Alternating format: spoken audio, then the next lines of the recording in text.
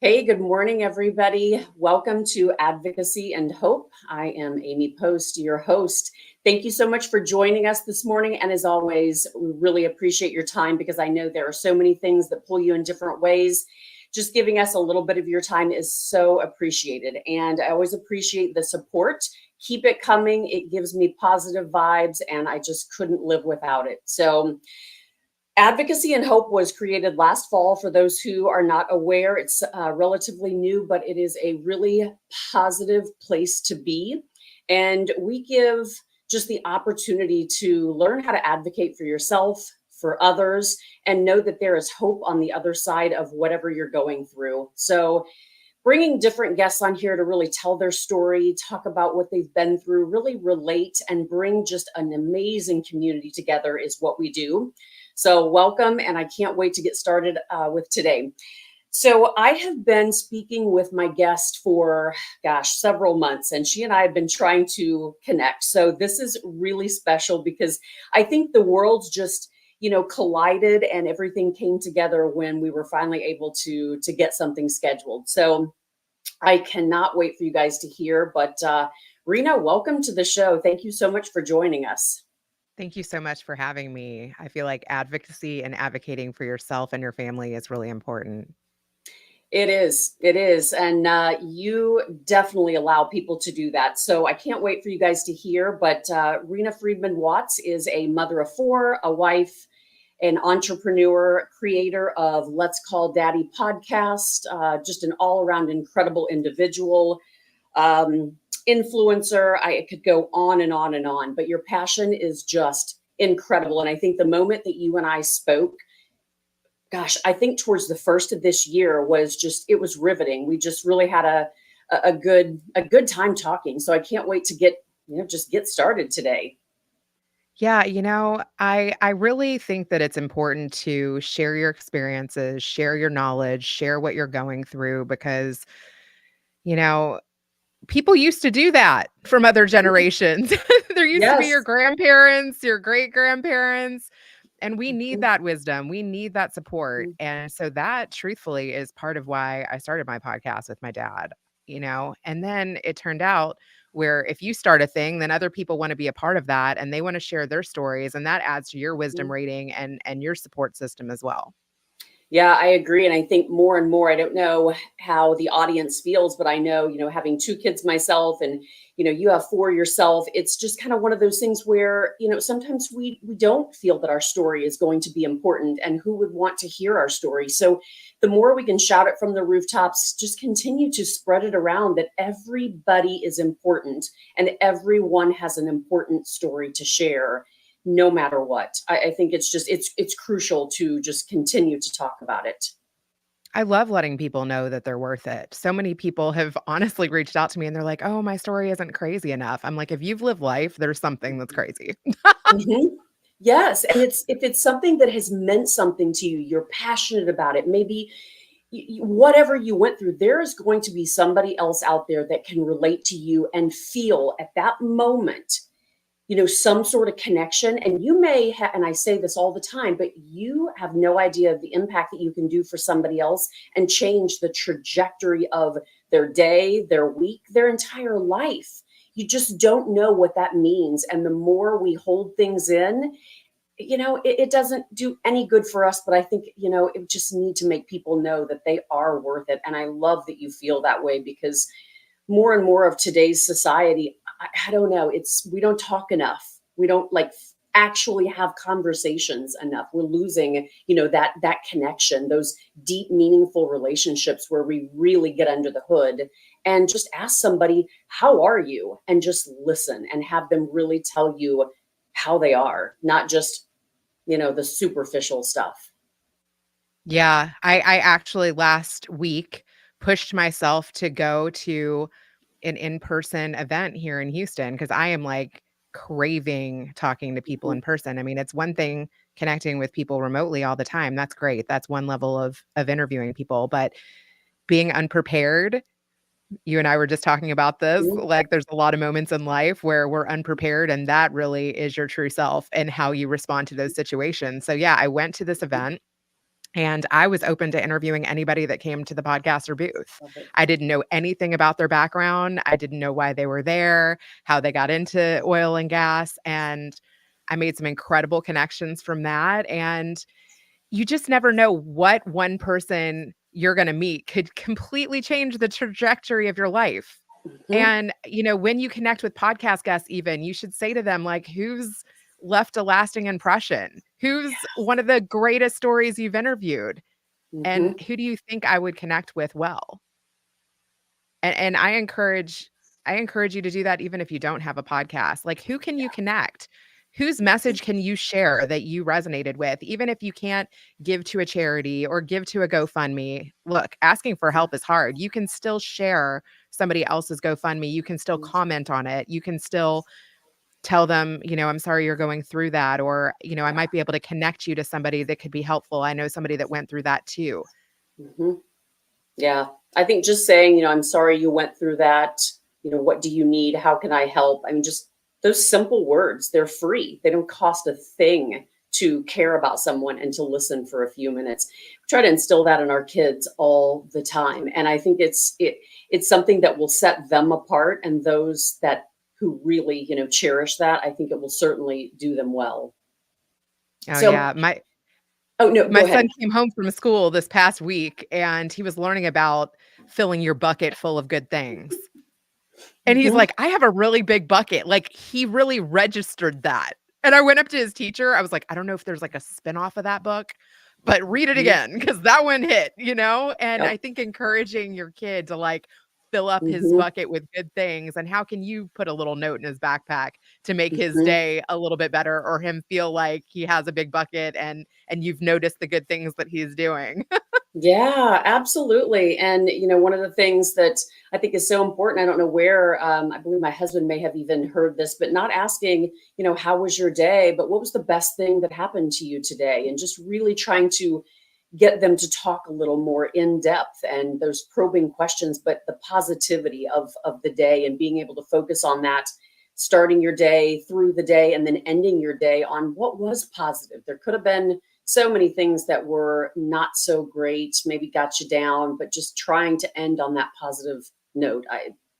I couldn't agree with everybody out there that teaches their kids to do that. Because when my husband had mentioned that, I was like, that's brilliant. Why do I keep asking my kids how they are? And they're like, or how was your day? And they're like, meh, fine.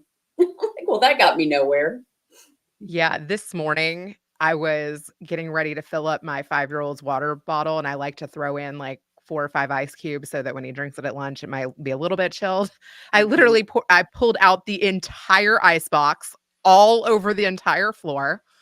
Luckily, my husband had done that the week before, so he helped me sweep it up. He felt bad for me. Luckily, I didn't hit my toe. So that's how I started my morning. And then when I was getting the backpack out of the car to go walk him in, the same freaking water bottle fell out the side water bottle holder, burst on the floor, got my dress. He had like half a bottle left when I dropped him off.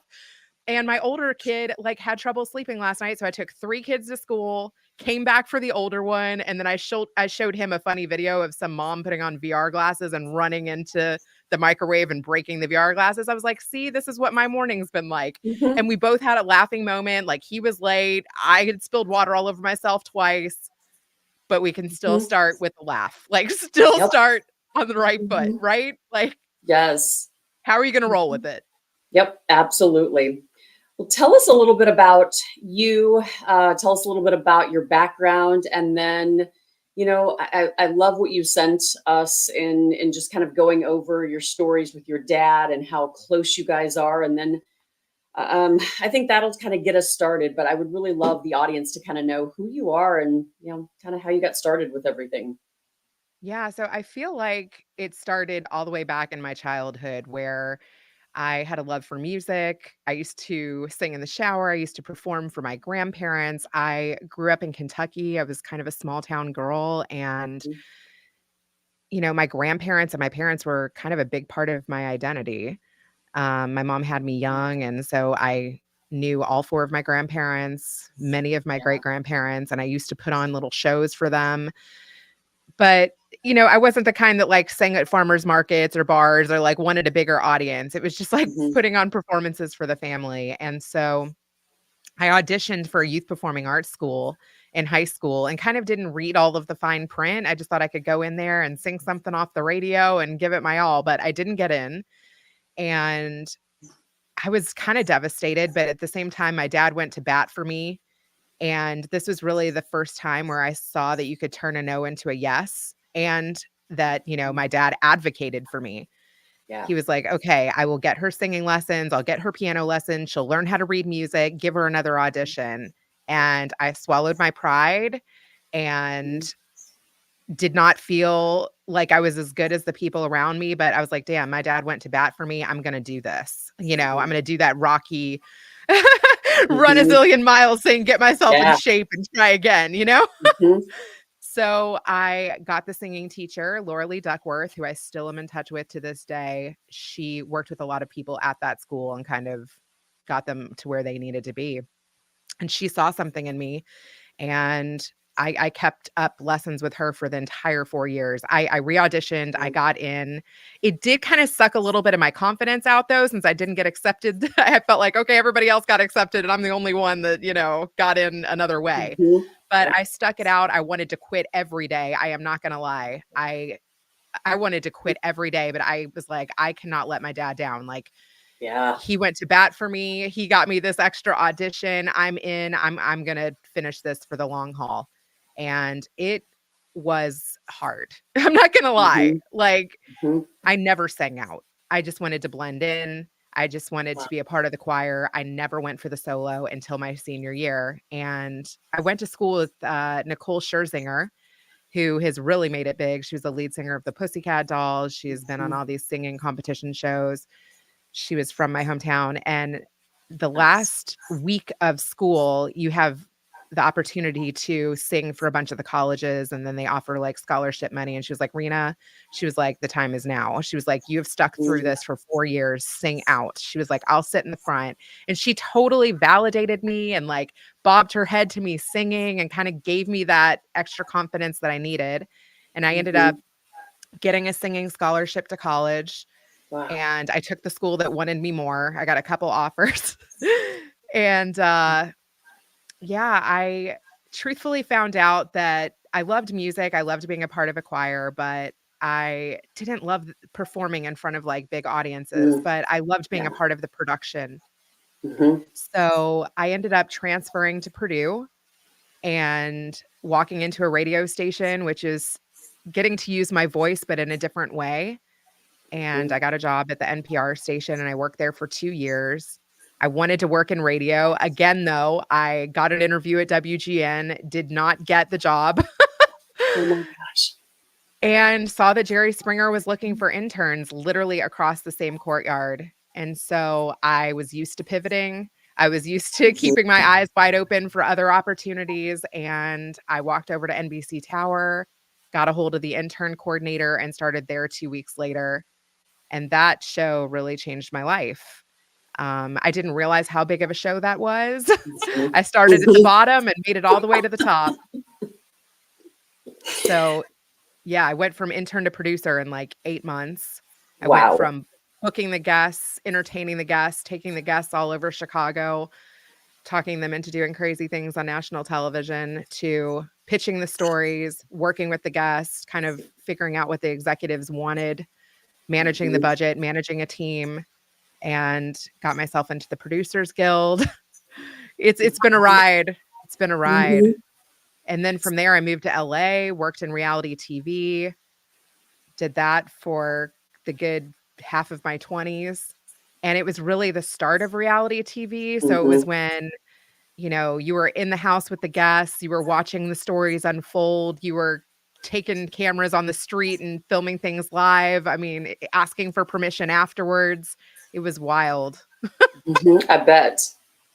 Wow, that is really cool. Is that sort of where you started realizing you could help people kind of tell their story and advocate for them? I think so. At the Springer show, there were never happy endings, Yeah. and people knew that kind of getting into it. We used to Mhm. tell them, like, this isn't the Oprah show.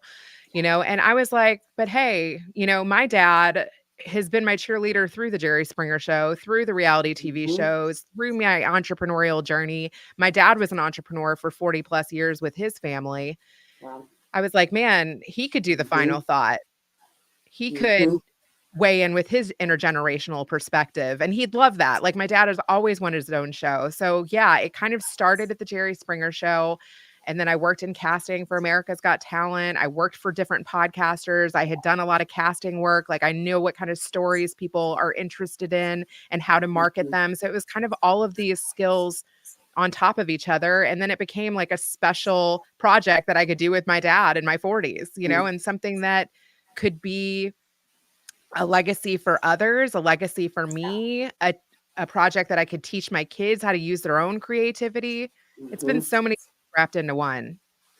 I love it. And I think just being able to teach your kids and other kids to be able to use their voice, to be creative, to not go just with what everybody else is doing, and really just not teaching them what to think, but how to think. And then just, the world is their oyster to do what they want. I think we need more of you and more to just shout it from the rooftops. I truly do. That's so cool. Thank you. Yeah, it's been crazy. I've had high schoolers reach out to me and want to like Mm-hmm. practice a speech that they've written. They may have heard a guest that I interviewed and they wanted to interview me because of somebody that I interviewed. That Mm-hmm. was crazy. I've gotten to interview people from local nonprofits. I've been invited to different conferences to interview people live. I've done podcaster meetups. I've gotten to interview celebrities who I look up to and admire. When you have a platform, people want to be Mm-hmm. a part of that. You'd be Yeah. surprised. My dad went to his high school reunion. He's gathering up people from his high school reunion for me to interview. You know, if I Mhm. was considering going into another field of work, you can reach out to people that are in that field of work and say, "Hey, I have a podcast. I'd love to interview you about your time in that different vertical that you've worked Mhm. in." And people want to tell their story. Mhm. So it's great. Love it.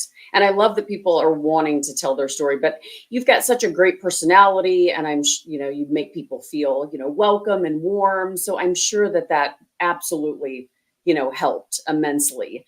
So Aw. within those experiences, I mean, I'm sure you learned just some incredible life lessons and, Jerry Springer show. I mean, I think we all know that show. I mean, so tell us, how long were you with the Jerry Springer show? I was there for 2.5 years. Okay. All right. And what happened for you to just kind of be like, okay, it's time to move on and, the next venture's around the corner? Well, I mean, I was living and breathing the show, which was not sustainable. I mean, there were weeks where I worked 14 days straight. I was literally working 90 to 100-hour weeks. And what's really nice about working 9 months straight, it was kind of like a teacher where you get 3 months off. So after Mhm. getting the summers off a couple summers in a row, you're like, I've gotten myself into the Producers Guild. I'm Mhm. young. I don't have any kids. I can literally just up and move to LA. And so that's what I did. I kind of wanted to work on another show. I felt like I had proven myself. I didn't know how long that show was going to last. I am actually surprised how long it lasts. And I worked Mhm. on the pilot for the Steve Wilkos show. And now Wow. that's been going on for 18 Mhm. years. I never would have imagined that that show would have spun off and lasted as Mhm. long. Mhm. Yeah, absolutely. I think it's super cool of where you came from and then to kind of fast forward and look at just, some of the other things that you're doing and advocating. And yeah, I'm I can't even imagine the guests that you had the ability to schedule and bring on that show and what you're thinking each and every day of just the lives and kind of what they go through and the stories that they were telling, maybe compared to the stories that you hear today of people going through. It's crazy, but everybody knows somebody that could have been on that show. Like, and honestly, I True. kept like a photo Mhm. album of like, because this was pre-internet when I started there. So I have like letters from guests that they wrote me, they thanking me for like letting them tell their crazy stories, that they had never done it and it was freeing for them. I tried to look up some of these people, but most of the numbers are like disconnected and Mhm. whatnot. I did find a couple. I've kept in touch with a couple. That's the thing that was hard for me too, is like every week we're having to bring 3 to 5 stories. So after the show is Mhm. over, some of them that you felt connected to, you can't keep up with. You Mhm. know, I have reconnected with a few that were special. This one, her name is Cher. She was a little person. She was getting cheated on when she came on the show. She was such a wild and crazy fun guest, definitely went after the crowd and went after the girl who was cheating with her boyfriend. And we ended up taking her to Jamaica springer break. We took some of our best guests to Oh Jamaica. So my now, gosh. we've kept in touch for over 20 years. We've both had children. She's become a mom. And now we've shared that chapter together. We reconnected through Facebook. Another guy, he got a happy ending with Jerry as well, where he came on the show as a baby. He was a 70-pound baby. And his mom also came on the show. And what I didn't know is that Jerry helped him find a geneticist and helped him actually kind of get some of the care that he needed. And I loved hearing Mhm. that. I never knew that behind the scenes. And I Mhm. interviewed him 20 years later, and his name is Big Baby Zach. I had him on my podcast. So that was so nice to Mhm. learn a little bit about Jerry in a different light and in a good light. Yeah.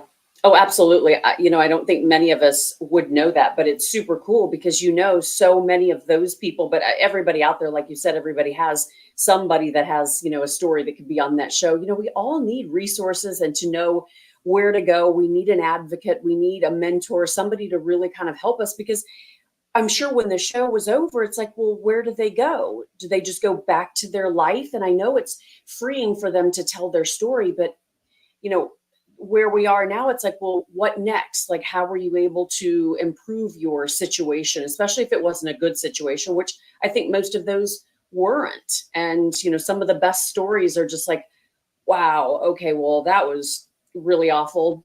Then what? What did you do now? So I think that's cool to know about Jerry because having that show, I think I always looked at it going, how do they just continue to hear these depressing, sad stories and then wonder afterwards, like, where did they go? I mean, I would worry about them constantly. I don't know if that's something that I could do because I think I'd worry myself to death. Well, some of them went to Howard Stern, some of them went to Maury. Some of the craziest stories were recycled, but I don't think they got the help that they needed. Hmm. Hmm. Yeah.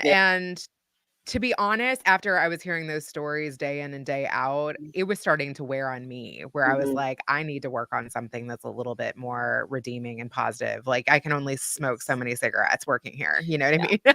Yeah. Until it does probably start to slightly wear off on you. It would be Oh yeah. impossible if it didn't. I mean, you would have to have the thickest armor that is ever made to not have it just get to you. It's kind of like when you work the drive-through at Dairy Queen and you're like, "Welcome to Dairy Queen, may I take your order?" If you do that for 8 hours a day, 7 days a week, you go home answering your phone like that. Yeah. So it's the same thing when you hear love triangles all day long. You're like, "Does Hmm. anybody not cheat?"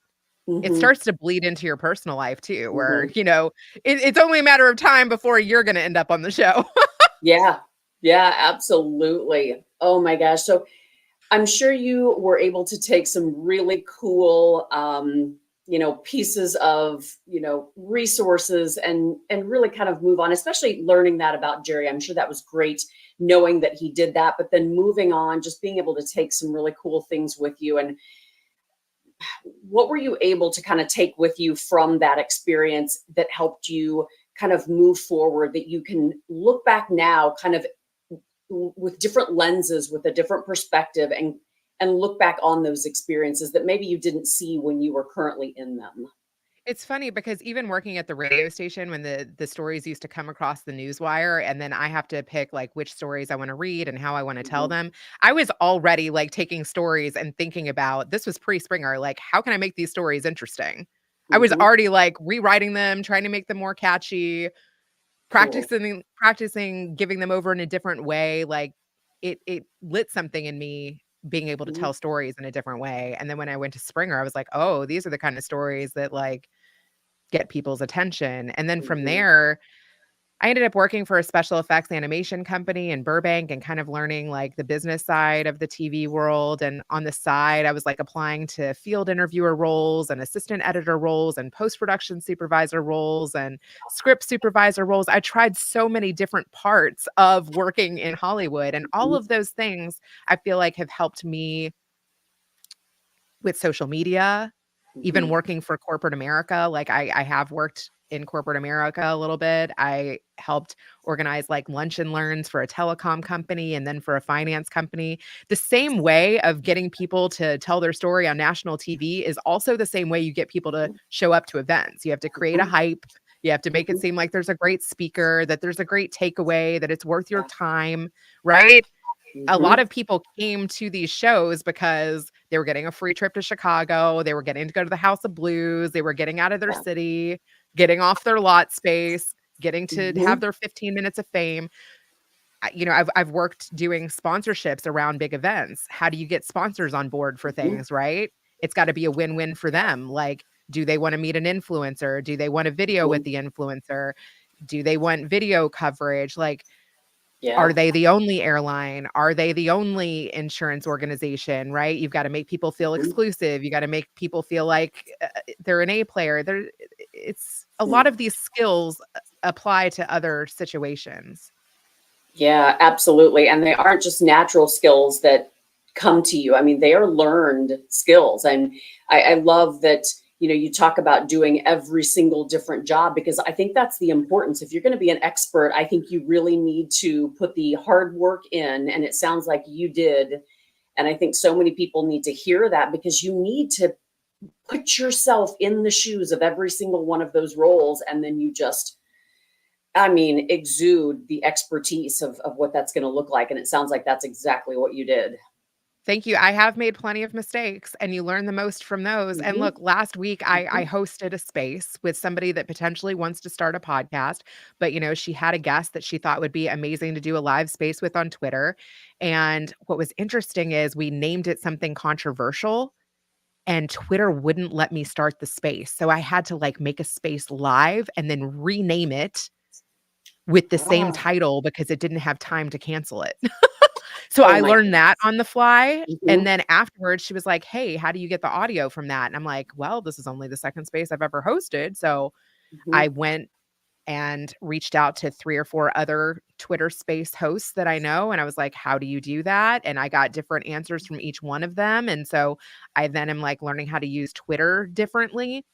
I've done Instagram lives with guests after I've had them on my podcast, which is a totally different look and feel than pre-recording it and editing it and putting it out more polished. So, it's just doing things, realizing it's okay to not know everything, reaching out to people who are doing it better or doing it longer. Yeah, I think learning along the way. the mistakes. I'm glad you said that, because we all are going to make mistakes. I think the faster we can make those mistakes and get up, brush ourselves off, learn how to pivot, what didn't work, and try something else, and quickly try something else, and not give up or quit. And that's not what I'm talking about. But I think being able, like you said, to really strategically look at the situation and see that it didn't work. Let me pivot and let me try that, and then look at it in a whole different angle, and then bring all the information back and really kind of see, where were the mistakes made, and, how did you move forward? I think just being able to look at it in that way is really, really important. It's funny too, because I had one job where it was literally my job all day long to reach out to people on LinkedIn. And LinkedIn has evolved. All of these platforms have evolved. So what worked on LinkedIn 5 years ago does not work on LinkedIn now, right? And so when I first started that job, he got like some LinkedIn guru to like teach me how to reach out to people, how to optimize my profile. That's one way of doing it. But also all this automation that's taken over. I can sniff out automation in a heartbeat. If you send me some like automated sequence and I already am connected to you, I get totally turned off by that. right? And how many Yeah. people are doing that, where it's just Hmm. like connecting with people on the masses. Hmm. That's another Yeah. thing that I feel like I have learned looking back, like, don't just collect people, Hmm. really try to go deeper. And like, I believe that the reason that we're connecting now is like we need to experience other things before we connected at this moment. Like, I Hmm. believe connecting with people has like a spiritual component. Hmm. Yeah. Yeah. So yeah, I just I'm not into automation. I know it might take longer to like do things more personalized, but for me too, it's also not about millions of downloads. It's about me actually being able to respond to the people from Mhm. my own voice. It might be Yeah. a quick voice note, it might be a text, it might be Hmm. a couple line email. But yeah, I think it goes back to intention, which is something I really didn't know in the Hmm. beginning. If I Yeah. would have started this in my 20s, it would probably been a totally different project. I was much more ego driven. How many Hmm. shows can I get my name in the credits for? Yeah. How many red Hmm. carpet events can I be invited to? But now it's much more about impact and like, why am I here? And, what did the people before me sacrifice? And what do I want to teach my Hmm. children? Hmm. Yeah, absolutely. I'm glad you said that. I think intentionality is huge. I mean, I stand on it all the time. It is. It's not the masses of what you can get, it's the quality. And you are the average of the top 5 people you spend your time with, and they can see if you're intentional or not. And I think it is quality over quantity, and it will always be. But I think we kind of lose that when we see what automation and AI and all these other things can do. It's not us. It's not authentic any longer. It's something that doesn't even look or feel like us. And then we we expect that individual to know who they are. Well, how in the world are they going to know who they are? They aren't anybody. They aren't anything. They're automating everything. And so I think it has its place, but it takes away, that humility and that personal aspect of it. And there will be a lot of people that get huge success from that, but yet I think at the end of the day they're going to be left extremely empty.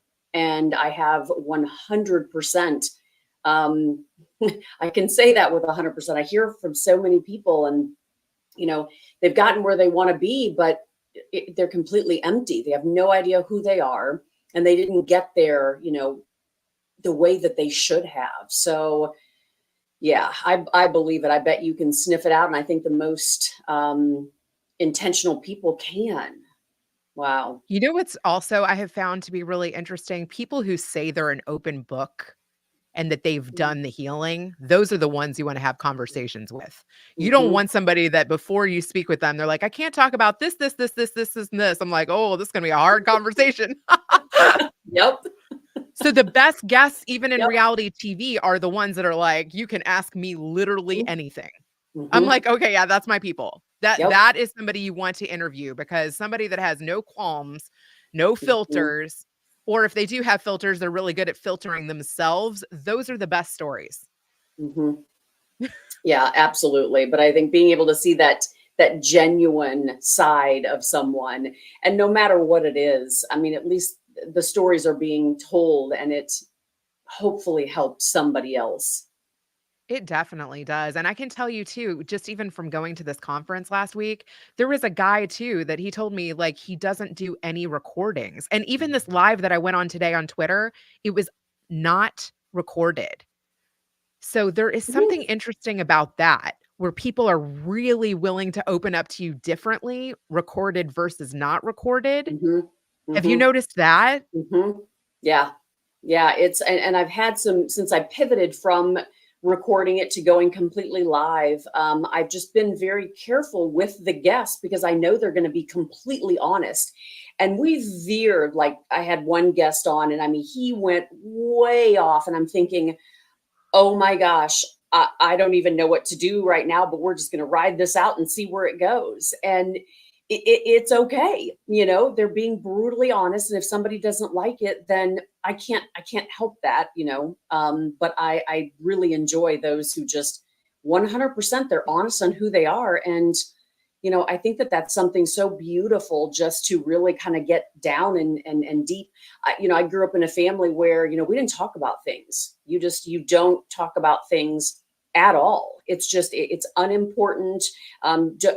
It wasn't even like getting under the hood to even talk about something meaningful. It was turned in a different way of negativity almost. Like we don't need to talk real deep like that, because that could ruffle somebody's feathers. And I'm thinking, that's how I grew up, and I'm totally opposite now. Like it's okay if I ruffle feathers. I think that's the best thing. We all need to be a little ruffled. We need to know 100% honesty. I mean, I think there's so many people walking around, they have masks on. They just wear masks all day long and have absolutely no idea who they are. And I think they're probably some of the saddest people out there, when they don't honestly even know themselves.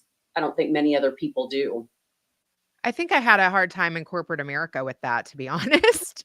My Mm-hmm, husband is really good at keeping the mask on, but for me, I'm just like, if mm-hmm, I see hypocrisy, I ask questions, mm-hmm, and that can get you mm-hmm. in trouble.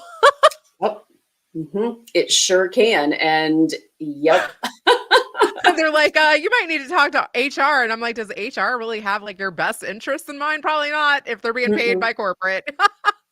Yep. Yep. They do not. Yeah, that is. Whew. Yeah, there's something to say about, I think I've met more entrepreneurs who are so open, and I've worked in corporate world for 20 some years, and it is it's very unusual from the differences of people. And there are two extremely separate sides, and I think the corporate world can really shut you down and completely just silence you, and that's unfortunate. It really is. That's the great thing about entrepreneurship is like, if I have an idea, I just try it. Hmm. No Yes. silos, Hmm. no one to ask permission to, and boy, Hmm. will you learn by just trying it. And Yeah. you don't have time, like, as a mom of 4, I do not have time to overthink things. Mm-mm. No, And I've I also completely realized, agree. like, timing is really of the essence. So many of my opportunities, like, the sky only opened up for a second. Like, how I got those sponsorships for my first Gary Vee event, like, I acted on them immediately. Some of my biggest stories, I acted on them immediately. You can't tell a celebrity, "Hey, can I put you on the calendar 2 months from now?" You're like, Hmm. "When can I make it work? I will drop everything." Hmm. And so many of my television shows that I got to work on too, I had applied to the Nanny 911 position, the post-production supervisor role at Nanny 911, I think for an entire year. There was a Wow. guy, Rusty Austin, I'll shout him out, and he was a part of the Producers Guild, and they had, like, internal job postings, and at first, I tried to do the, like, corporate-y, cover letter and, like, telling him that I admired his work and all this, and no response, no response, and I did that multiple times in different ways. And then finally I was like, Bill Clinton's no longer looking for interns. This job sounds like fun. Like he just a one line, just ridiculousness. And he happened to be a huge Clinton fan and thought that was hysterical. So it's thinking Mhm. outside of the box. And by the way, I went in for that interview. I started that night, like at Wow. 7 o'clock, and was willing to work till 7 in the morning for the next year straight. I worked third Wow. shift. I got my foot in the door. I was available to start immediately. And honestly, that's how Hollywood used to be. It Hmm. was like, are you willing to work 90 hours a week? Are you willing Hmm. to work weekends? Are you willing to work nights? Are you willing to work through the night? Hmm. And Yeah. and I encourage, if opportunities like that happen, they don't happen all the time. Yeah. Yeah, for But I've sure. also turned down things too, like now I'm a mom of 4 and, Mhm. I had a guy who was a client of mine when I was a freelancer. I was doing some freelance marketing and video work for him, and he was like, "Hey, I would love you to travel with me to 5 conferences a year and literally follow me with the camera, and I love what you do for me." And I'm like, I can't do Mhm. that. I would love to do that. That's like totally in my Mhm. wheelhouse, and I love going to conferences and making content, and I love working with you, but I can't leave my Mhm. family behind. So Mhm. there's Yeah. there's trade-offs, but if you're in your 20s and you have no responsibilities and you wanna work, move to Mhm. Hollywood. Exactly. Yeah. Yeah. Well, tell us, when did the podcast come into the thought process? Kind of where did it start? And then when did you guys launch? And tell us a little about that. Yeah, so I was connected to a guy on LinkedIn and he had like this recruiting show. It was called Next Level People. And he and I just had like a lot in common. And this was when people were like recording on Skype. Oh, yeah. And I was a fan of his show. And I just said, hey, like if you ever need help, like casting people, I feel like I'd be great at that. And so I started like casting a podcast. Now it's been like, oh my gosh, 7 years ago or something. And I went from casting that show and sending him good stories to helping him market it to him asking me to co-host it. So I co-hosted like probably 20 or so episodes, and that kind of like whet my appetite for it. And Mm-hmm. then I started listening to more podcasts, and I ended up working for a couple podcasters. Then I decided to launch my own. So Yeah. it was kind of a process. I definitely tippy-toed my way into it. It Mm-hmm. wasn't just, hey, launch a show. I have this great idea. But truthfully, my dad has always been my right hand. He's always been my guy. He's accepted me through a lot of different chapters. I knew he wouldn't back out on me. And like I said, he's a total character. He's always wanted his own show. So I felt like I kind of had the technical wherewithal to do it. And I loved Yeah. marketing. I loved recording. It kind of like utilized a lot of the skills that I wanted to use. And I felt like Mm-hmm. one, it would be special time with me and my dad and kind of like sharing his wisdom with the world. Two, it Yeah. would be like a creative project that I could show other people the skills that I had, and maybe they would also want to use me for that. Mm-hmm. And yeah, so that's kind of how it evolved. It's a real life situation. Like I literally call my dad every day. So that's where the idea came from. Better Call Mm-hmm. Daddy is like I always call him.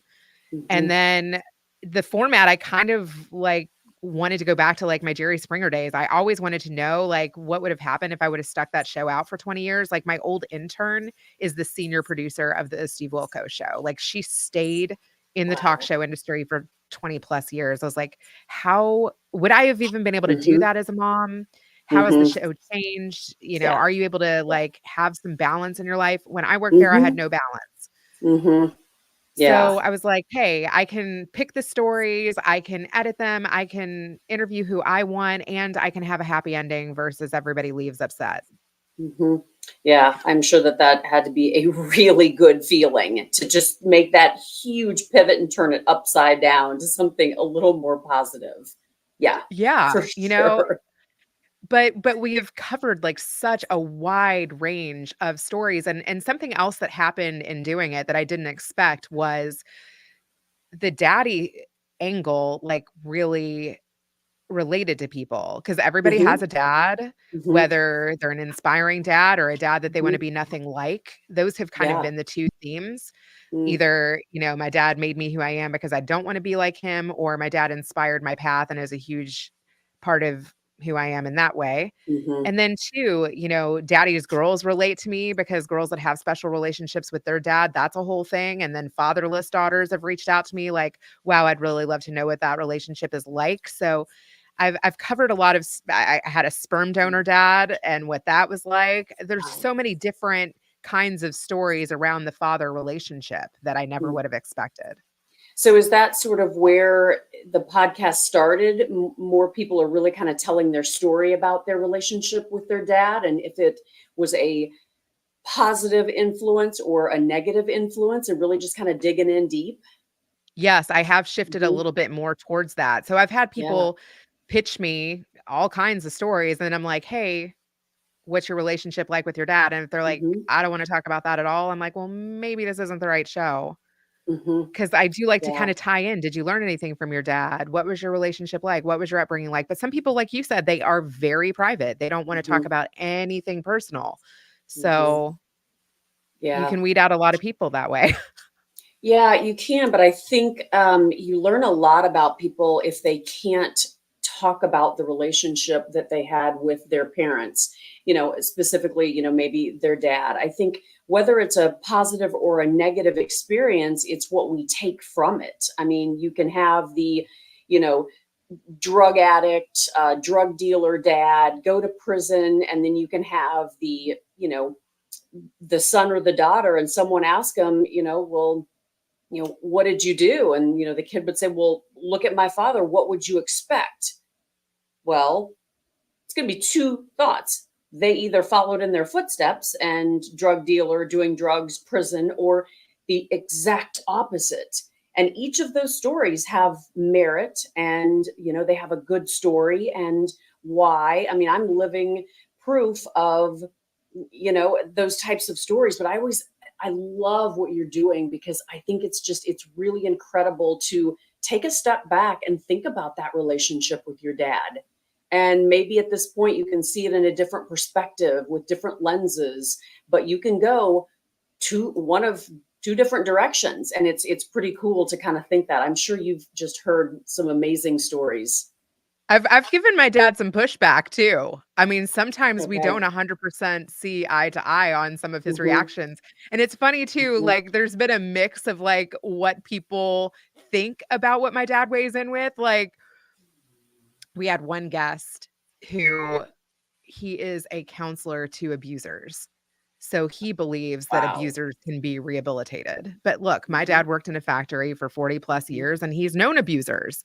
Mm-hmm. And the abusers that he's known maybe didn't get the care that they needed Mm-hmm. or the counseling that they needed, or maybe they were not intervened at the right time. Mm-hmm. And from my dad's perspective, he did not feel like they could be rehabilitated. Yeah.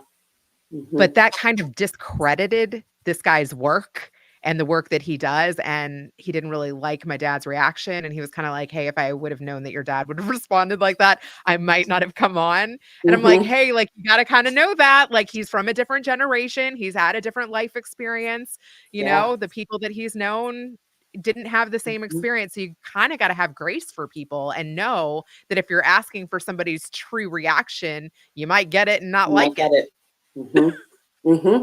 Because I think, there are going to be those people that were going to put you in one of two different categories. I mean, that individual is going to have an opportunity to change, or we're closed-minded and think they will never change. I mean, it's just how it is. Now I always think that it's, God intervening, and that person, you have to want, to change. And if you don't want to, then you probably won't. I think, we can do everything out there to help somebody change, but they have to really want to change. That's pretty interesting. I don't know if I've run into anybody that helps abusers, but I think there's a definite need. That's for sure, because I can't even imagine what their life was like to lead them to that type of later life.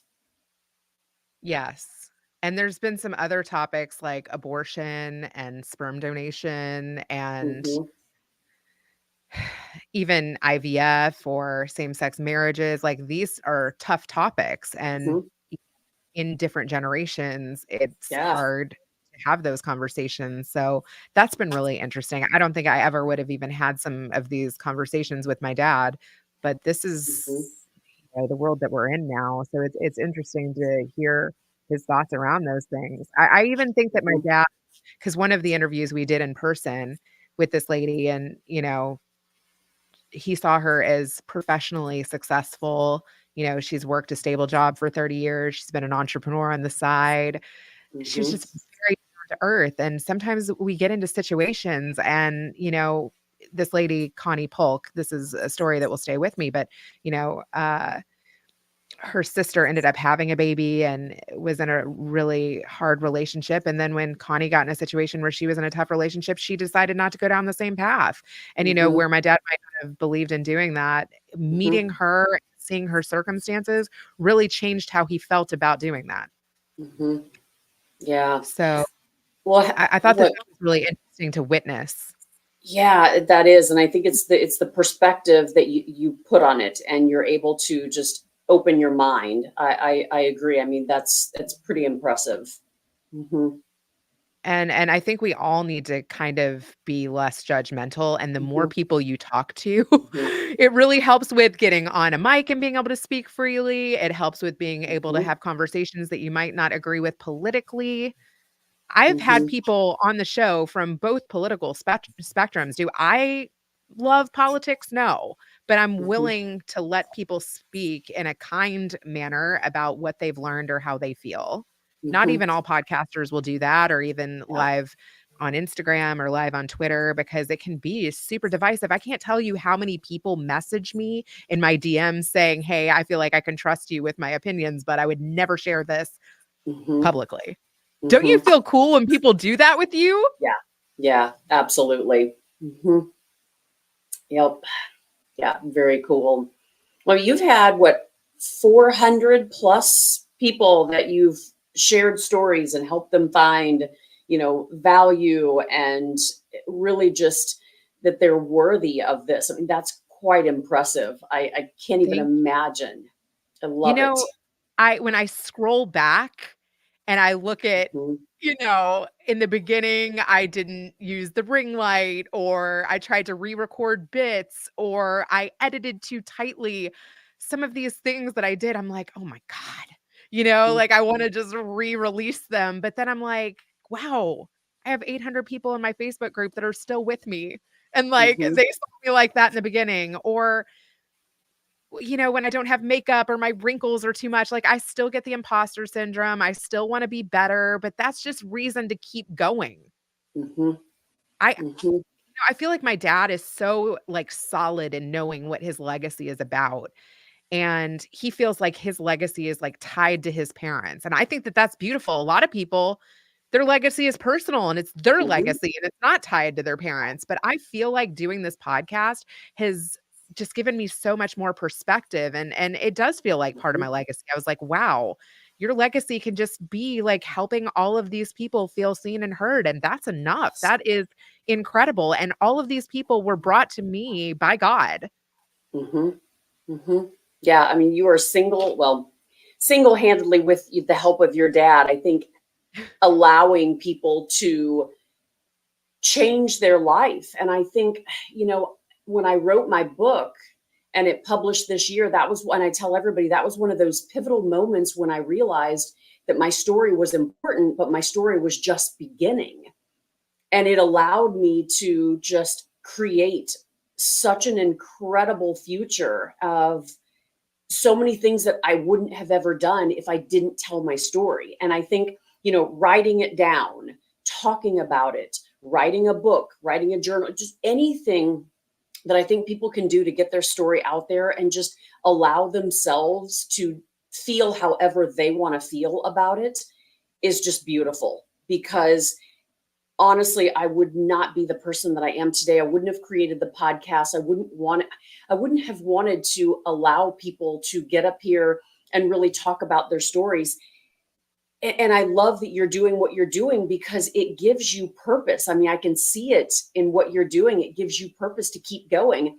I don't know what the percentage is, and I don't know, Rena, if you know, but I think it's pretty high. Of those who start podcasts, they quit. So it's a high percentage. And I don't know if they don't have the right purpose in mind and it's just not giving the fulfillment that they need. But there's something, I mean, we're on to something when it comes to purpose and intentionality of, I think, those that continue to keep going because we're changing lives. We're allowing people to change the trajectory of their lives by telling their story and then helping others realize that they're not alone. So I couldn't feel more excited and just right there with you on this mission to really help people because it's truly needed. And I don't think we understand it.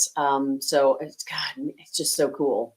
I wanna give a shout out to Matt Drinkon who connected us. I literally said that to Yeah. him today. I was like, "I congratulations that you've kept going, Yeah. and you're continuing to serve and have on wonderful Mhm, people on your podcast." And I told him that you and I, because he introduced us, were getting mhm, together today.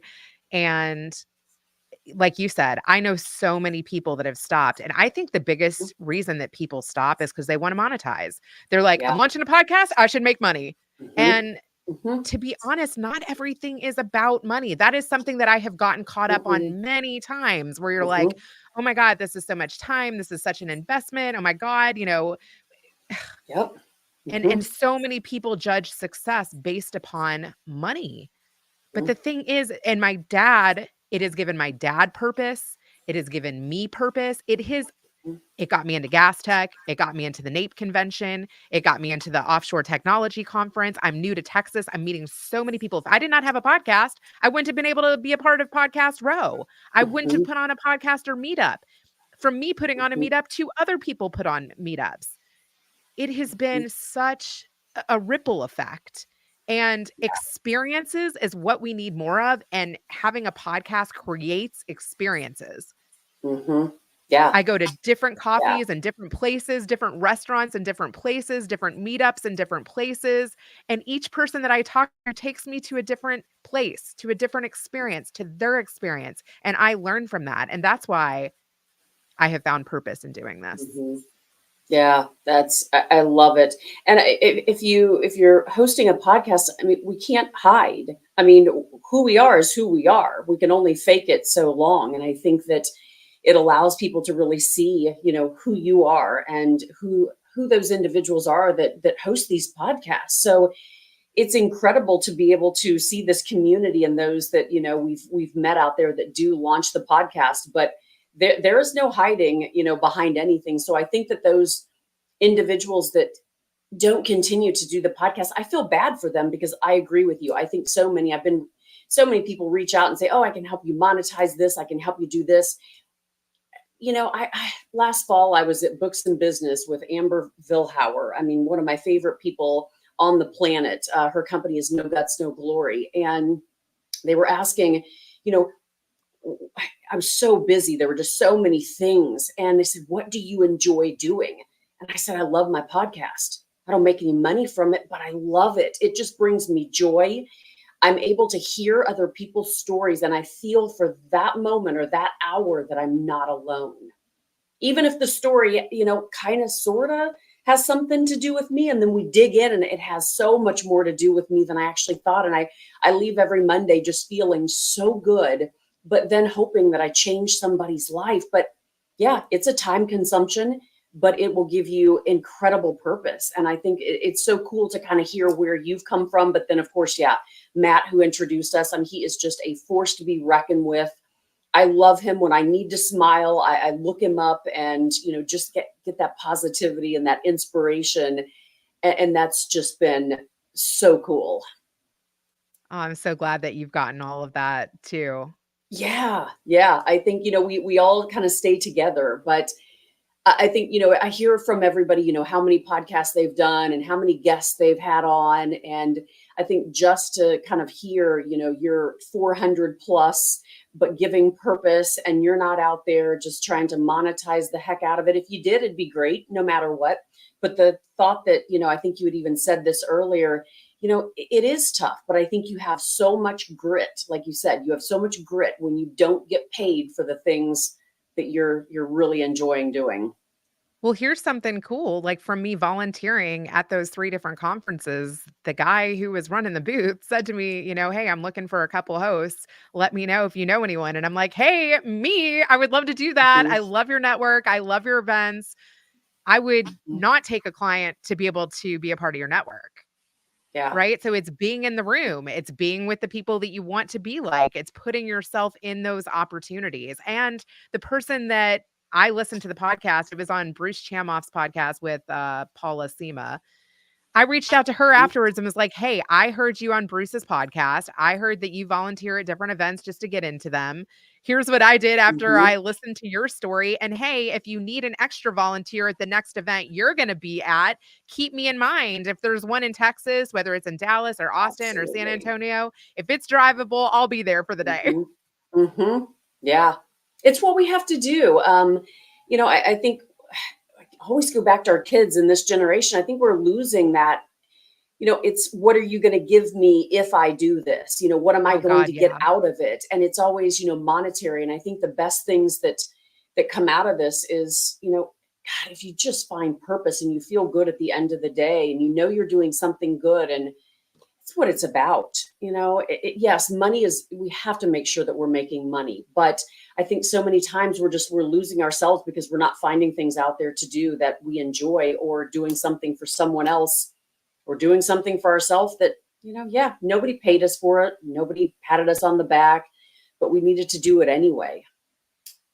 There is so much mental health struggle happening. And to be honest, if you watch the news, you will fall directly into that bucket. Yeah. It was actually starting to get to me a couple weeks ago. And then I was like, I need to do some volunteer work.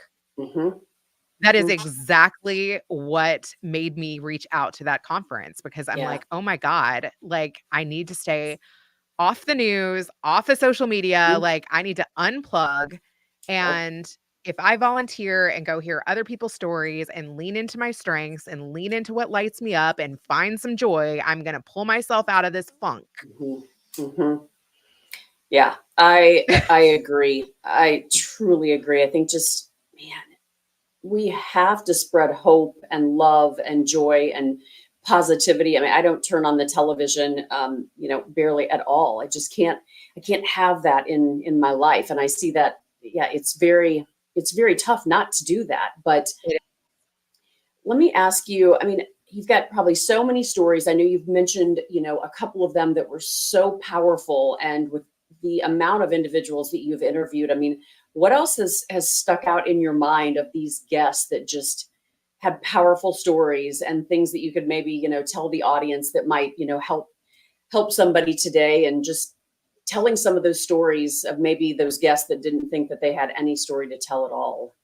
So I've had a couple people where my podcast was the first podcast that they've been on, and I feel like those are really special. There was a Hmm. girl named Lily Brash, and her father is a renowned doctor in Chicago. And I was connected to her through a talent manager friend of mine in LA.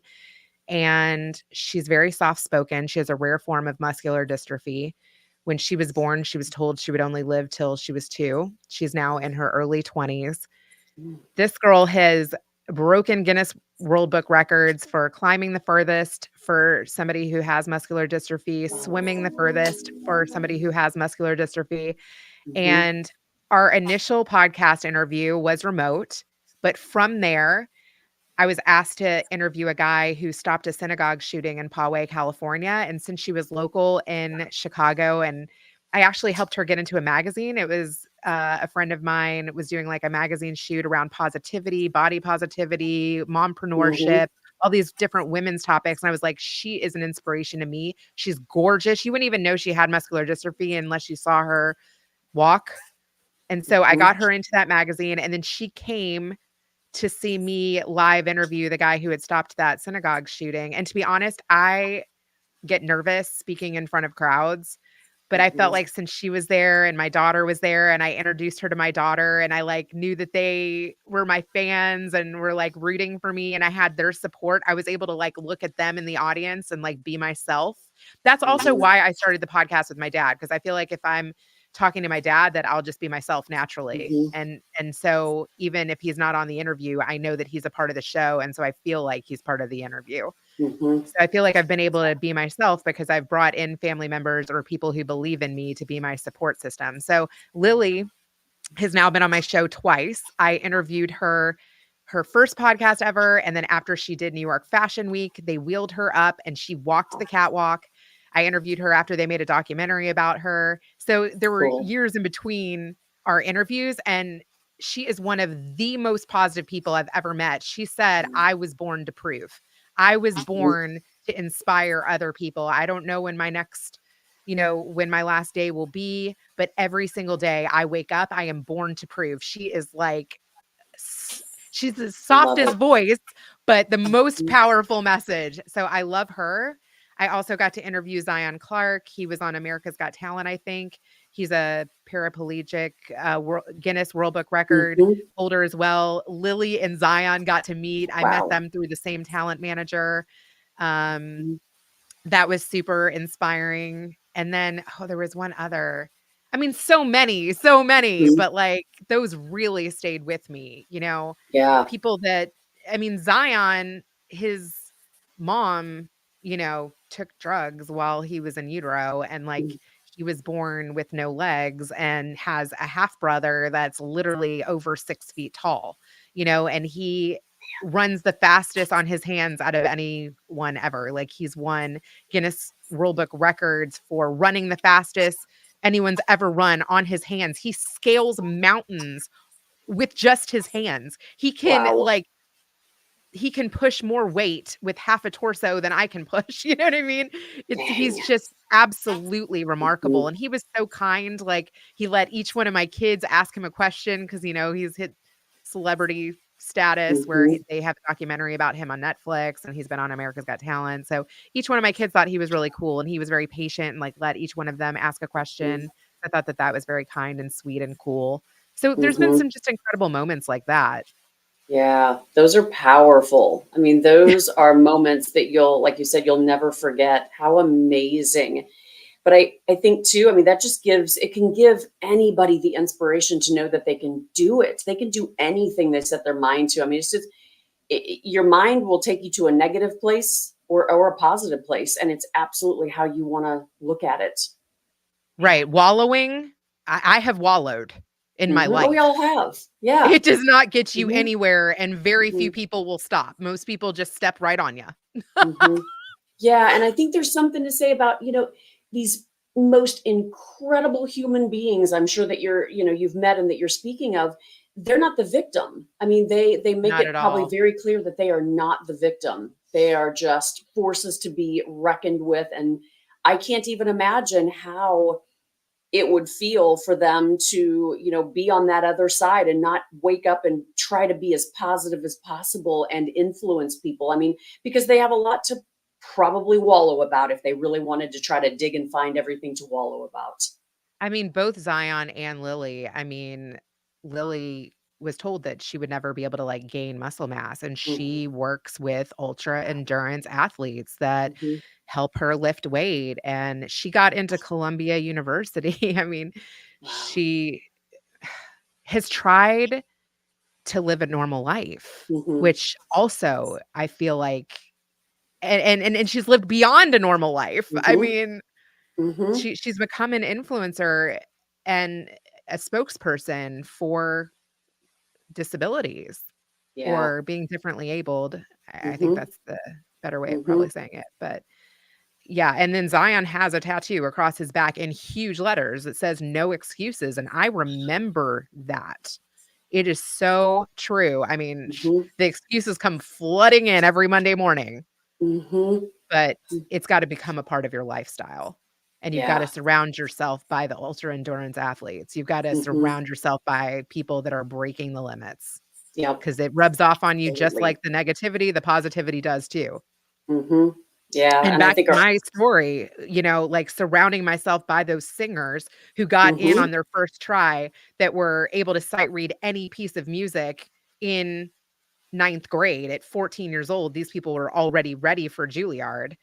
I was Wow. like, "Oh my god, if I stay with this, some of that will rub off on me." And it did. And look, I Mhm. didn't want to do the stage, but it did lead me to production. And probably if I wouldn't have stuck out that program, I never would have had the confidence to get a hold of that intern coordinator at NBC Tower. Mhm. Yeah. Oh, absolutely. 100%. Well, Rena, I love having you here. This has been fabulous. I mean, we've talked about so many things. You've shared so many pearls. I mean, anything else that, you want to share with the audience, anything else that really just stands out in your mind, and then we'll, let people know where they can find you and check you out and definitely follow and check out your podcast as well. Thank you. Yeah, I would say what I have learned from doing this podcast over the last 4 years with my dad is find an encourager, whether that Hmm. encourager is your dad or a family member or a mentor or Yeah. yourself. You Hmm. can even be your own encourager, but Hmm. find an encourager, find a reason for what you're doing, be Hmm. intentional in the work that you're doing. And, if something brings you joy, try to do more of those things. Like put joy moments on your calendar. Hmm. I love that. Schedule joy, everything. I Yeah, love it. We all need to do that. And I think it will be amazing how you feel the first day, the second day, and how it will probably change your entire world. Love it. That's 100%. Yeah. great. I'm inspired by people that do that. I have a friend that literally twice a month gets herself a facial. I was like, "Damn, I don't remember the last facial that I did, but I want one." Hmm. Yeah, self-care, just taking care of ourselves, no matter what it is, taking a step back to just listen and listen to just what we need, and it's okay, and what people expect can kind of wait for later, and we really do have to take care of ourselves. It's huge. Hmm. No And matter what it also is. everything at the right time. Like, Hmm. this didn't happen immediately, but it happened at the time that it should. And I think not stressing yourself out about doing everything immediately, unless it's like taking a job at Jerry Springer and you're like, that job's never going to happen. But, you know, Right. Mm-hmm. give Yeah, yourself grace, and you can totally. politely say, well, like, I loved connecting with you and I would love to continue connecting with you. And let's make it at a time that works for both of us. I think Mm-hmm. that's something, you know, with my perfectionism and like people pleasing thing that I've always had a hard time with. But Mm-hmm. Mm-hmm. Yeah. yeah, Well, where that's can another. people find you? Where can they follow you, look you up, and just learn a little bit more? BetterCallDaddy.com and Reena Friedman Watts on all social. I love it. I love it. And we'll post everything after the show in the notes. You can ask questions, but we'll definitely post all this. But Reena, thank you so much. It has been great to really just scour back through and see where this all started, and really just, oh my gosh, learn about the amazing mission that you're on. And I think it's truly incredible. So thank you so much for joining us today. Thank you for having me. This has been amazing. You're an amazing host. Thank you. And thank you, everybody out there who joined in today. This is Advocacy and Hope. There's always opportunities to advocate for yourself, for others. Don't lose that opportunity. I always say, listen to your gut, listen to your instinct, and, push back, ask those questions. But there is hope also at, those times where you are just hopeless and fearful and you're not sure that there is hope. So I am right here with you always. I will give you encouragement, prayers, and I definitely continue to appreciate everybody's, prayers and support. So thank you for your time, and we'll catch you on the next one. All right. Thanks, guys. Have a great week.